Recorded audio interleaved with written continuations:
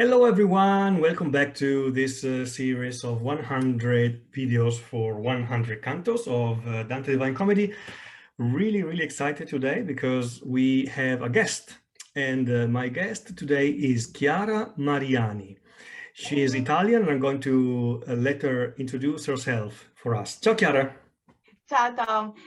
Hello, everyone. Thank you very much, Tom, for inviting me. I am so excited, and I've been your fan since day one when you recorded the first videos of Inferno 1. So I've been following you for a long time. And well, a little bit of story how I know you, because I was teaching Dante. I am an assistant professor at the University of Tennessee in Knoxville, and I teach Italian culture, language. I'm not a Dante scholar per se, but because I specialize on 20th century theater, cinema, 21st century television, but I have a passion for Dante. Dante was my first love, I would say. When I was in 5th grade, I remember in elementary school in Italy. Oh, wow. I know I had the best teacher you can have, maestro, we call him. And he loved Dante, so we had to memorize the beginning, Nel mezzo del cammin, the first canto, and then Paolo e Francesca, I remember, Conto Golino, I remember. And I just fell in love. I just started to read Dante, and I read it when I was in in the scuola media in Italy, and then high school and university. And now I'm teaching at the university, and it's just every time I read Dante, I found out something more beautiful than the time before. It's just amazing. It's magical. That's how I call that. It's just amazing. It's wonderful. Kudos to you for realizing the beauty of Dante when you were young, because I think I was too thick as a younger boy to see it, and then only later on I did see it. Well, I was just, my maestro, my teacher was so great. And actually, fun fact for you, I was 9 when I went with that. What a coincidence. Really symbolic. Very symbolic. My love story with Dante. So here we go. Well, that's the perfect introduction, to this mysterious canto of Beatrice. I remember asking you which canto would you like to talk about with me at the Purgatorio, and you immediately said Canto 30, because you can say maybe it's the ideal center of the Divine Comedy. Yes, actually, Dorothy Sayre called it the focal point of the poem. And it's just, we're waiting, we're expecting this meeting with Beatrice the whole time since, Canto 1, since we know she went down to Limbo to talk to Virgil, and now where is she? And we're waiting. And then Canto 28, we see Matilda, we think it's Beatrice, and we're still waiting. And finally, she appears in this chariot, and I'm not going to tell you because they're going to cut it, but there will be a plot twist. Well, once again, thank you so much for sharing your time with me, with us, whoever is interested in discussing a little bit about Canto 30. So today we're going to move through the canto from the beginning to end, just highlighting a couple of important points or important terzine. From my point of view, you know me, I'm in love with the entire poem, but I'm in love with this canto because the more you try to grasp it, the more it eludes you, the more it kind of, it's difficult. As soon as, even if you write, let's say, a book about Beatrice, or even if you write a monography about this Canto 30, I think what you end up with is something that is only one possible interpretation, no?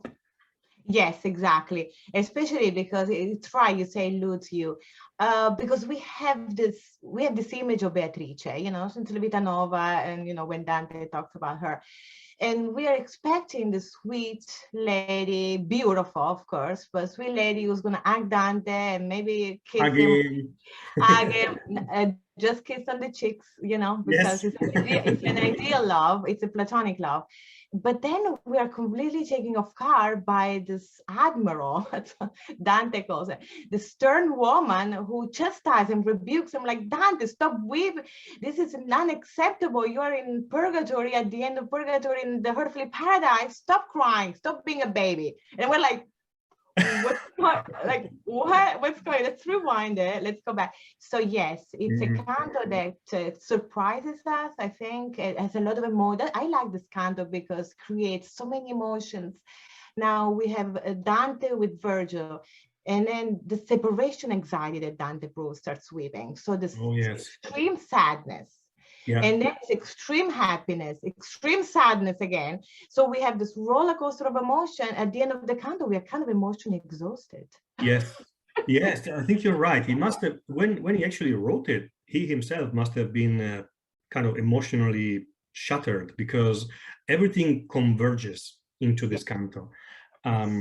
So, okay, do we want to start from more or less the beginning, and then, you know, if that's okay, I'll ask you to kind of guide our reading, and then we can chat about it as we go along. Yes, of course. That would be a pleasure for me to do it. Thank you, Tom, for letting me do that. Now, the canto begins, and you had a wonderful reading of the chariot, the procession in Canto 29 that you analyzed last video. And now Canto 30 starts with the procession that stops. Okay, so we have those elders, and we have all these beautiful angels and the ladies, but it stops. And one elder cries, "Veni sponsa di Libano." So now we have a quotation from the Bible. That's from the Song of Songs. The Song of Songs, right. Solomon. So we're like, okay, so this bride is coming. Who's coming? So we're like already exciting about, you know, we're expecting Beatrice. And then an angel sings, "Blessed are you who come." But like Dante quotes it in Latin, "Benedictus qui veni." So benedictus. Yeah. What do you think about that use of the male form? What do you think? Yeah, well, you know, Dante is just type A plus personality. Doesn't put anything that he doesn't know why, you know, nothing is put there without a lot of thinking. Benedictus, you know what, because, well, first of all, Benedictus qui veni refers to Jesus entering Jerusalem. So it refers to Jesus. Yeah. But in the poem, Benedictus refers to Beatrice, who's actually in the chariot, who's going to appear in a few seconds here. Yeah. And, you know, I think, well, I'm pretty sure I've read, you know, a lot of commentaries, but Beatrice is the Christ-like figure. Beatrice is the revelation, is the tramite, we say in Italian, the means by whom Dante is going to reach heaven. So that's why there is this gender kind of inversion, but the Beatrice is Jesus pretty much. Right. So would you think that, would it be correct to, in your opinion, to say that Beatrice, whenever, you know, somebody reads the poem and wonders, who is Beatrice? That's the main question, right? Who is she? Is it correct to say that she's both? She's two things. She is a woman who existed and fully 100%, and also she's 100% a symbol. Definitely. Yes, she's completely yes, she is this very complex and prismatic figure, but definitely she is the symbol, the revelation, the theology. It means to Christ, it means to heaven pretty much, and she existed in life. But, you know, what we believe in our Catholic religion, we believe that Christ communicates to people. So pretty much Dante is doing this thing, you know, it's just having Beatrice as symbol of the mean to reach heaven. Yeah, it's this is one, it kind of makes us stop for a second, the fact that he uses the male US Benedictus, while he could have potentially have said Benedicta. Because there was no problem with the third set, you know, with the rhyme. There would have been no problem with that in decasyllabic.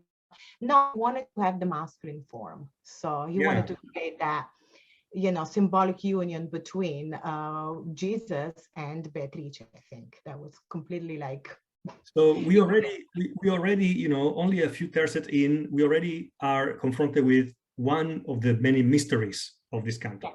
A lot of mysteries, and it gets really interesting now because Dante was so citing the Song of Songs, the Old Testament, is citing the Gospel, the New Testament, and now he's citing Virgil himself. Virgil is citing because he's saying, "With full hands gives lilies." And lilies were given to, well, you know, this refers to when Aeneas goes to the underworld and seeing this Marcellus, this character. But anyway, and this lilies also in this, I think they show like the celebration of this person. So let's just spread the lilies and welcome this new presence here. Okay. This is even for somebody like you who likes theater so much, this is such a theatrical scene. All these petals flying up and then falling down, right? Very theatrical. In fact, when I teach it, I create those scenes. Yeah. And so all those flowers, then this woman appears. Donna m'apparve. Incredible, beautiful inversion of the subject with her. Which means that, which means he's saying woman appeared. Does it mean that he has no idea who she is at this point? He doesn't know. Yeah. He doesn't know because he says a voice. So at this point, he doesn't know. Well, he has an idea because he's expecting her, you know, since he had to cross the fire and he was waiting for. But he says, "Donna m'apparve." He can't see. He can see her face properly. He can't recognize her, basically. Right. And now he sees this beautiful woman with the red dress, and I'm dressed like Beatrice. So, you know, just to, you know, have this theatrical, like in a theatrical mood. And also we have, I wanted to make a comment about these colors because they are coincidentally the faith, hope, and charity colors in the Christian iconography, but they also happen to be the three colors of our Italian flag, which is kind of weird because the Italian flag was not created with these colors in mind, but they are the same colors, right? Yeah, there's some colors because in fact the Italian flag comes from this Christian kind of, you know, religious background. Because but that's funny you said that because my students say, "Oh, she's dressed like the Italian flag." I'm like, no, no. It's a symbol. She symbolizes white for faith, green for hope, and red for charity and love. So that's all. And I also have a white veil, but I'm not gonna wear it. Perfect. Because I'm not Beatrice, but I don't want to be her. I couldn't dare. But so, and this is a wonderful moment, and like my favorite like terzina, I think, in the whole comedy, I would say. I know it's a lot. It's difficult to say that because then I read other canto, I'm like, oh, this is my favorite. But I love the terzina. When Dante sees her and say, and I'm gonna quote actually. Yeah, do you want to read it in Italian? Yes, and he says, men che dramma di sangue m'è rimasto che non tremi. Like his blood is trembling. Conosco I segni dell'antica fiamma. I recognize the signs of the old flame. And, you know, I have shivers when I read that. And now Dante is actually quoting Virgil. He's quoting the part that Dido, he's quoting when, and Dido actually says this word when he sees Aeneas, and she falls in love with Aeneas, even if she had vowed not to fall in love with anybody to honor the ashes of Sichaeus. Anyway. So this is do you think this is because it's a way for Dante to better connect with Virgil and to say, hey, this is exactly the feeling that I'm having right now? Yes, that's true. But also, and this is what's happening right now, and I got really sad. So he sees her, he has this blood trembling, it turns, and Virgilio non c'era. Virgilio left. So Dante has a major meltdown. Yes, this is a major meltdown, yes. Major, because he's like, ma Virgilio, and I'm going to read that 49, ma Virgilio ne aveva lasciati scemi di sé. Virgilio, dolcissimo padre, Virgilio a cui per mia salute diemi. So basically say, and he left, basically Virgil had deprived of us of himself, because Statius is still with him. That's why us. Virgil, the gentlest father, Virgil. So again, the repetition of Virgil 3 times. And so what you said is true, but also like now by citing Virgil, he pays tribute. So he's still there, even if Virgil is not there, since he's citing, quoting him so many times, he's still there. The presence of Virgil is so permeating the entire scene, almost to the point that it feels to a reader like Dante is almost feeling stronger emotions for the loss of Virgil than for the meeting of Beatrice. Exactly. And that's another very mystery. That's a mystery. That's why at the beginning you said this canto can be interpreted in many ways, and that's another way to interpret it. Is Dante more excited to see Beatrice, or is it sadder to lose Virgilio? What's going on here? Yeah, yes, yeah. There is a level again, I would call it mystery, but it's a mystery of the way he writes it, especially in this canto, is one of those, it's almost like a container that you can fill with your own life, your own experience, and read in different ways, right? Yes, definitely. Yeah, and that's actually the beauty of the comedy. You know, every time you read it, you have a different interpretation. Oh, well, I didn't see that the first time I read it. Could it mean this? That's why. Oh my God, absolutely. There are so many layers in the comedy. I think if the more we read it, the more we find out something that we love. But and so he melts down. He kind of starts crying like a complete mess of a man, right? Complete mess. And now it's the admiral Beatrice, which we didn't think about. She was he was waiting for this I don't know, like a beautiful actress, and he gets Winston Churchill. Yes, yes, a dictator. And she says, Dante, you need to. Well, actually, she addresses Dante with his own name. For the first time in the poem, we have Dante spoken in a line. Dante. Dante, the Virgil's leaving you, do not yet weep.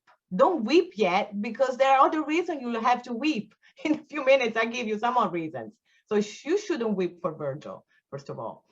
And that's just. I love the echo, you know, of the repetition of the name Virgilio, and then the repetition of piangere. Piangere. Piangere anco, non piangere ancora, che piangerti. This is a beautiful music, right? Oh, it's a beautiful musicality, and the repetition of piangere and the repetition of Virgilio puts those two kind of like nouns together. So he's crying for Virgil and he shouldn't. And so he feels bad now. And another great moment of the canto, I think, is that at this point Dante feels bad, and he looks down to the river, because Beatrice said you're the river, and he feels ashamed of the image reflected in the river. And that's like, wow, well, this is another Narcissus moment, because, you know, as you know, we can read the Divine Comedy vertically. So we have the Inferno 30, when he's with the falsifier and he rejoices to see them fighting, and Virgil say, you don't have to actually reflect yourself in that image. You need to look. Yes. Right? And now we have Purgatorio 30, where he is actually rejecting his own image because he feels ashamed of himself. So again, I feel like this is such an important point, and like I was mentioning to you earlier, this is something that I don't find quoted or referenced to a lot when reading commentaries about Canto 30. This is why it's great that you are touching on this, because he technically didn't need to express this type of scene where he looks at his reflection in the river and then turns away. But in a sense, and this is something I'd like you to maybe explain a little better for us, why, in which way Dante, by explaining this, is almost resolving the problem of Narcissus, which is such an important myth out of all the myths, with because it has to do with our sense of self and our ability or inability to detach from our ego. No? Right. And that's really hard for Dante, because you remember Dante he has pride. The sin of pride in Dante is really he has to really purge himself from the pride. And he had that beautiful cantos at the Purgatory when he talks to Derisi about his pride and all. And so for Dante, actually, Narcissus is his alter ego at one point, because he's like Narcissus. He lost his image. You know, if you remember when he was in Limbo, he was actually part of those big poets. So again, you know, Dante has a really inflated ego. Absolutely. But he needs to learn that that's not gonna. God doesn't like it. His own image has the risk, the danger of becoming an idol, right? I think Yes. this is the point of that scene. Yes. And he has the maybe strength, the spiritual strength, to turn away from his own image. And think Yes. about, you know, Instagram, Twitter, YouTube. We every Yeah. single day of our lives we have our own Yeah. image, and we love our image. You know, oh, I want to see my face everywhere. Yeah. Um, We're all narcissists nowadays, right? With the social media, right? so Yeah. much of it. So And Dante is teaching us here, as he teaches over and over, he's teaching us, look, that's not the right way. You shouldn't look down at yourself. You should look up. And that's what Beatrice is going to tell him to do. You yes. don't have, yeah, you need to just abandon your, whatever you did in life, because that doesn't bring you to heaven. Just looking at God directly to him is going to bring you I up. love that. I love that so much. Yeah. Well, thank you for Yeah. making that point because I probably for me from a let's say meaning point of view, it's almost the most important one of the canto, and it's something that while reading comments and notes gets missed sometimes. Yes, it does. Yeah, you're right. Mm-hmm. Mhm. But and also I forgot to tell you that Beatrice also tells him that he chastises him because he said, Dante, you're crying. How do you why, how do you dare to come here? Everybody's happy. They're going up to paradise. Where another, you can't weep here. You just can't. That's really disrespectful. So you have to learn that everybody's happy here. Yes, you need to repent. You need to atone from your sins, but not because Virgilio left, because of your sins. So, For the right reasons, exactly. yeah, so Beatrice is redirecting all Dante's stress. You don't be stressed for Virgil, be stressed for your sins, Yeah. So, mhm.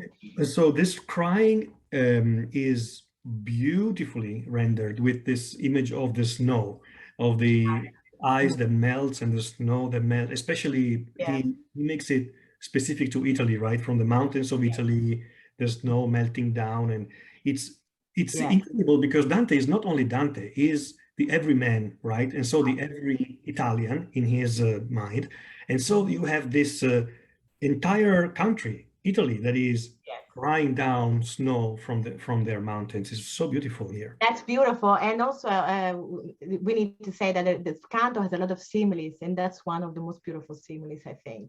Absolutely. Because Beatrice makes him like freeze. Raggelare in an Italian is a beautiful verb.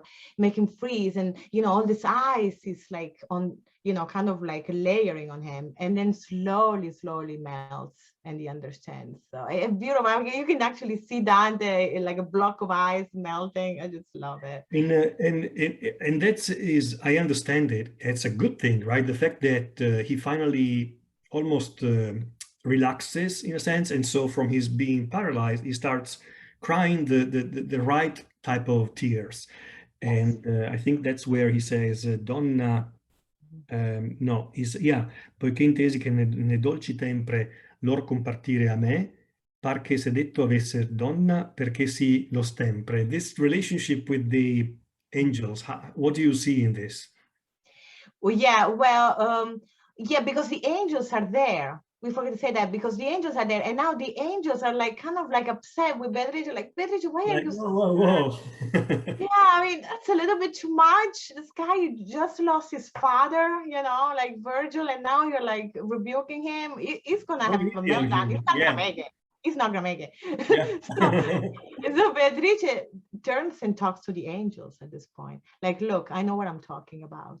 Yes. Because Dante, while I was alive, he was following the right path. Because, because again, like, Beatrice was a platonic love. Beatrice was the mean to Christ, okay? So she represented theology even when she was in life, right? Yes.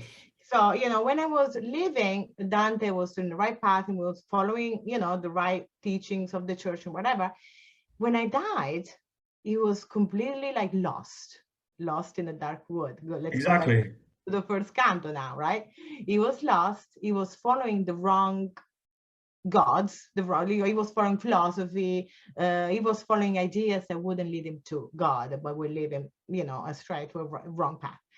So when we talk about Beatrice's jealousy, it's not a jealousy because Dante had other women. Dante was married, you know. It's just because, again, she represents the revelation. And so Dante was actually trying off from God. He was like drifting away from God, right? And that's Exactly.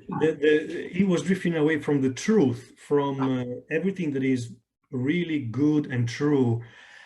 I would try to push a little further on this point, because everyone who reads this must be wondering, what is he talking about? You know, is in a superficial way, it really sounds like he went with other women instead of being faithful to Beatrice. But I don't think this has anything to do with his goal, because especially because she was married, he was married. It wasn't a physical type of love. And so even if she existed, she was already, like you said, a symbol, something that incarnated something. But it's also possible that for Dante, she didn't incarnate only one thing, like theology, she was an all-encompassing symbol for everything that can lead us to the truth and the good in this life, which makes sense if I think about in our life, when we are really young teenagers and we have our first crush, or we fall in love for the first time. That experience tends to be so all-encompassing that everything in our life, our family, our history, our geography, everything converges into one single thing through that person, right? Exactly. That's what Beatrice represents from Dante. You know, like, she's beautiful, she's smart and everything. So Dante wants to follow her, wants to, you know, see her, wants to, like, you know, even if it's not a kind of love, but it's a spiritual love, you know, it's that type of love that leads, you know, l'amor, the dolce stil novo is also in here, because it's the tramite, the means to God, you know, to the divinity. And that's what Dante, Beatrice was. And that's why Beatrice is so upset, because I did so much for you. I taught you the right way, and you completely, like, forgot when I was dead, when I died. And I had to go down to limbo, down to hell. I had to convince Virgil to be your guide. So I did all that for you. And now you show up here and you cry. I mean, what's going on here? Yeah, exactly. Let's remember that here we have a woman who, you know, it's easy to miss the fact that she loves him very, very much, because as a woman, she decided to go to hell and to save him. This is something that is not maybe immediately clear, but we need to remember it, because the love that she has for him is great. Is great. Oh, yes. But as part of this love, she also realizes his incredible potential, Dante's incredible skills and potential. So when his ego is being cleaned away, when his arrogance has been cleaned away, he still has to acknowledge the fact that God gave him some gifts that God doesn't give to all people. I mean, Dante is a genius.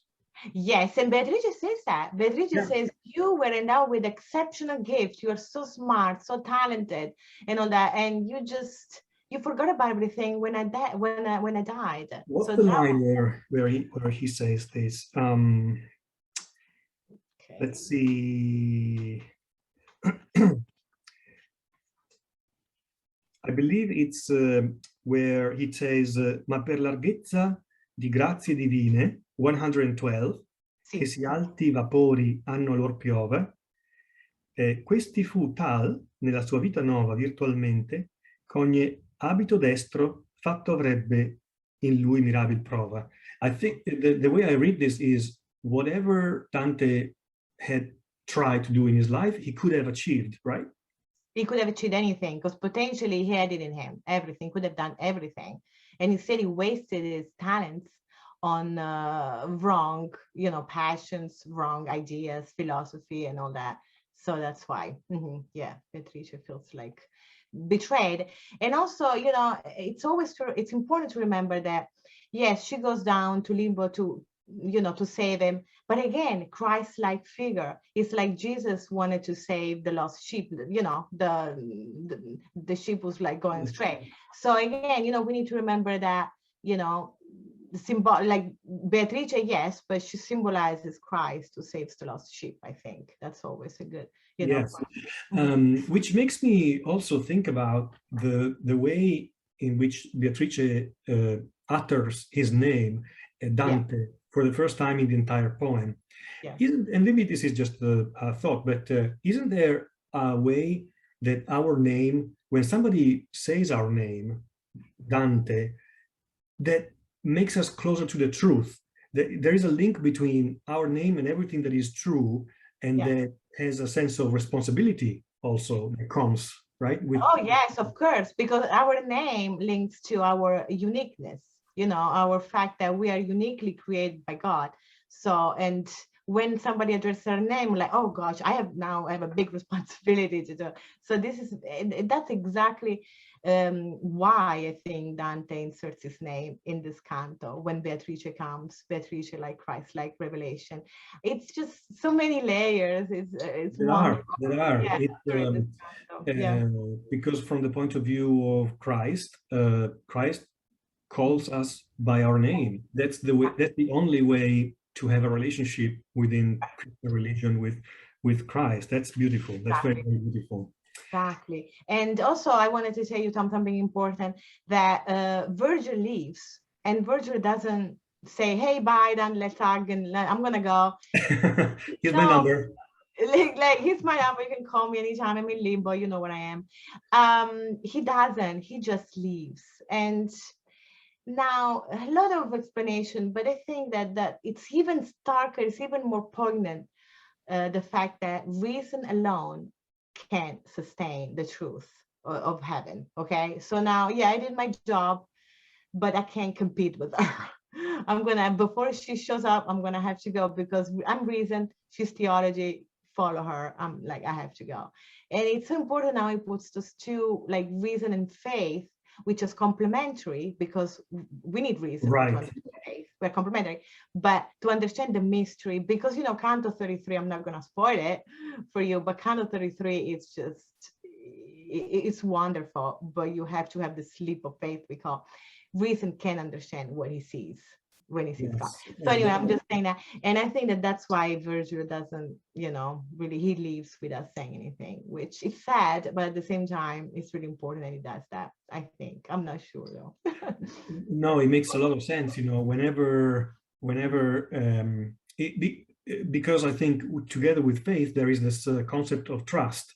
The fact that, like you said, it's complementary. You have a reason helping you, but without this type of leap of faith or trust, Dante is telling us you're not going to have access to the utmost level of good and truth and beauty.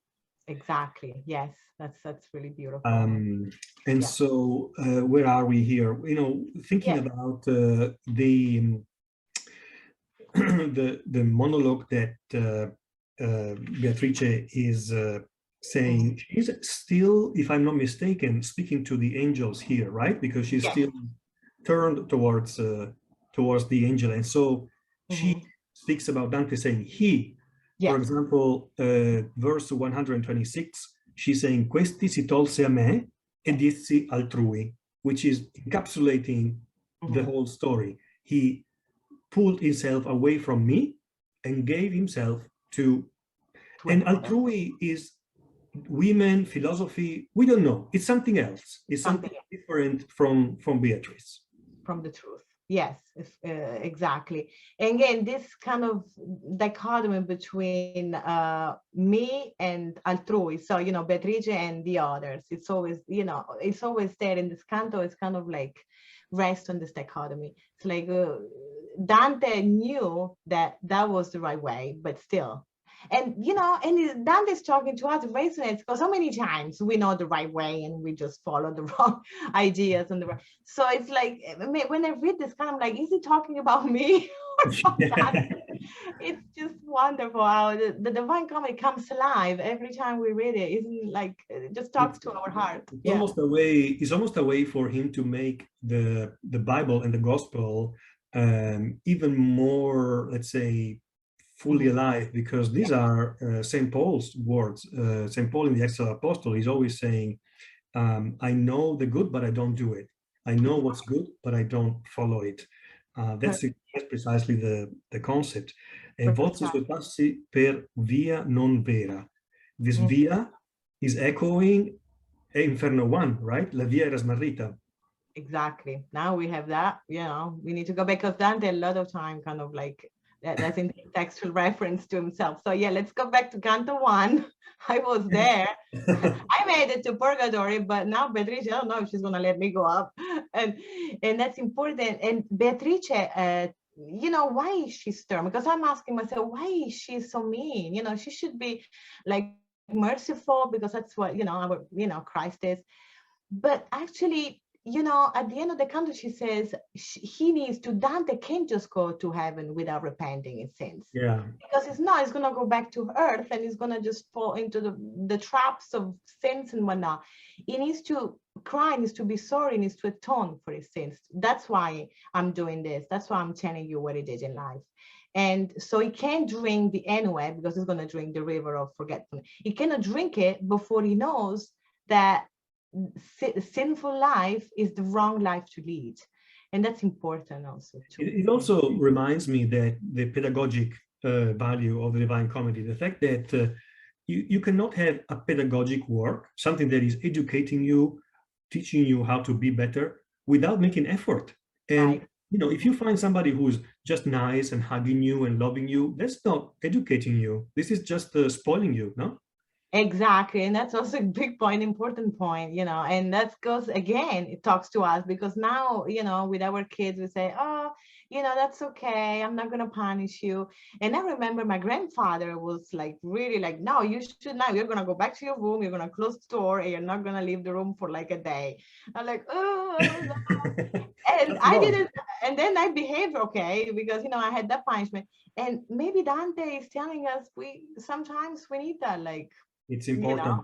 Yeah, it's important. And it's also a stern behavior, this one from Beatrice, from once again, somebody who went to hell to save him. So the love is never put in doubt, but it's a tough love. It's tough love. It's a tough love, exactly. And that's maybe it makes more sense, and it teaches you more than a sweet love. I think so. Dante is really like. I love the line in, I think it's 132, these immagini false, false images, che nulla promessione rendono intera. Meaning, the way I read it at least, is so many things in our life give us pleasure and are like magnets for us. It could be even addictions, like alcohol. It could be addiction to taking pictures of yourself, whatever. Yes. And all these things Dante is saying to us are making promises to us. They promise something, like a mermaid, like a siren. No, oh, yes. But they are lying when they're making these promises, because nulla promessione rendono intera. I think Bandelmont says, will never pay in full what they have promised. Yes. So, Eugenio Montale, famous Italian poet, he used to say, every single thing in this world has a writing on it that says, più in là, beyond, except for God. Everything is hinting at something else that cannot promise, does not have the ability to promise. And this is where the images of something that is surrounding us keep telling us lies. And this is not necessarily only under a Christian standpoint. We are Italian, we come from the Christian background, and obviously this is what Dante means, but the universality of this message is that everyone, Christian or not, is surrounded by this type of siren and mermaid singing every single day. Yeah, the simulacrum chakra of good, which is our like empty images of happiness. Yeah. Of emptiness, correct, correct. And So, you know, Tom, sorry to interrupt, but you made me think about also our great poet Leopardi, Giacomo Leopardi, because Giacomo Leopardi talks about this concept of happiness that we think, okay, so we get this and we'll be happy, and then that's not enough. So we want to like, okay, I want a Vespa, but that's not enough. Now I want a bigger car, and that's not enough. Now I want a Ferrari, that's not. I want a Maserati. You know, we are never happy with those, you know, false images of good, of happiness that we have. And yes, you know, yeah, because absolutely. Mortale was referring to Leopardi too, and Leopardi loved Dante anyway, so you know it goes all back, and it's important that you know Dante is saying he will in the Paradiso, he will say, look, nothing is enough. Only God fulfills the thirst for happiness and truth that we have in our heart. So you know, I know now that I was following like God. I thought I was the biggest poet ever existed, but you know, fame is like beautiful in the Paradiso. Fame is like a meadow that kind of like becomes just, or a flower that just withers. That's it. That's what fame is. Yes, yes. That the concept of fame is one of these, one of the worst of these idols that makes promises and never maintains its promises. And that's again goes back to the Narcissus myth, you know, Ovid Narcissus, the metamorphosis, because Ovid thought that his image was more beautiful and he reached happiness looking at the image, and then he dies because he starves. That's again actually recalling the myth of Narcissus, I think, here again. Yeah. It's unbelievable. You know, the more we think about it, the more we reflect on this kind of, the more I feel like going back and reading it again because I've missed something. Oh yeah, I'm gonna read it again after after we meet, and I'm gonna reread it, and I'm sure we're gonna find something else to talk about.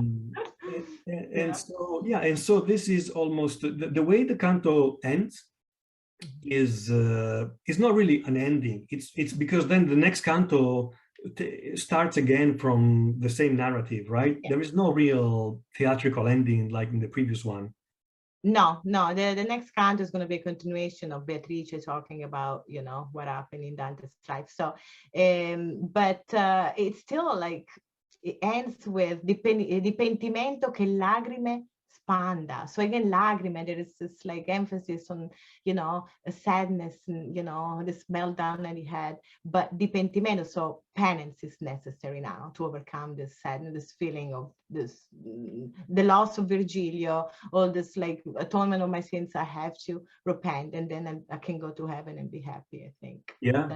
Well, we are going to miss Virgilio. We at this point in the narration, you know, if you've been reading the Divine Comedy, taking your time, etc., Virgil warmed up to you a lot, and you're gonna miss him. But she is now Dante's guide, and she will guide him through beautiful cantos of Paradiso, flying together up in the sky, and in those beautiful scenes where even when you mentioned, I like the expression leap of faith. This leap of faith is something that makes me think of the moment when further on Dante and Beatrice start flying in the sky, but Dante doesn't realize he's actually already flying. It's more, so he has already taken the leap of faith inside him, and then he realizes that's actually happened. And isn't that how trust works, no? Yeah, trust works. You know, we don't realize it, that we are like trusting somebody, that we are loving a person, and all of a sudden, oops, why am I doing this? Yes, this is a beautiful like image of like, you know, way to connect Dante with our lives also, right? Well, I feel like, you know, we touched on so many things, and yet probably we only scratched the surface of the canto, but I would be happy if somebody finds this useful for their interpretation and reading of the canto. So thank you, grazie mille. Thank you so much, Chiara, for bringing us the beautiful colors of Beatrice's dress and beautiful you know, Italian flavor to this reading. Very, very grateful. So thank you again very much.